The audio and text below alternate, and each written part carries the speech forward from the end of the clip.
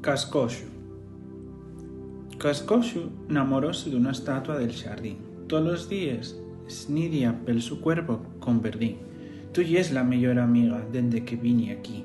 Espéresme siempre allegre, debaixo deste xadmín. Siempre que faen una fiesta, Cascoxo va velan antes y sube y baxa per ella durante bonos instantes pa desar el vestidín con una estela plateada pa que vean los convidados la su túnica pero guapa. Y arréglase como puede pa llevar unos brillantes gotes de rosada fresco que ella sitia de colgantes. Otros días, cuando va, recuelle xugo de roses y esparceilo pelos llavios pa que tea como les moces.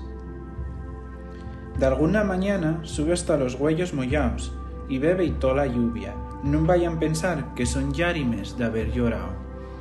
Y cuando la encuentra triste porque nadie fai caso, porque se esnellan arañes y la esguila de algún gato, Cascoxo vuelve al jardín a buscar cantos de pájaro y pósailos sobre los hombros que ya así noten cansados de estar aguantando el peso del agua que tiene el cántaro. Y Cascoxo piensa el prove, si la yoño hiciera el más rápido, podría llevarte a un lugar donde siempre sella brano, para que no te desgastaren los inviernos y los años.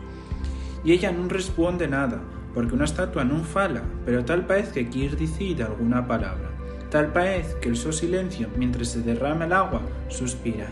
Ay, mío Cascoxo, ya quisieran muchos hombres caminar con la toca alma, y llegar como tú llegues, lo que vale, ye la llegada. Y lo que vale, ye que el que espera, con esperanzas, confía en que vas a llegar, sin prieses, pero con ganes.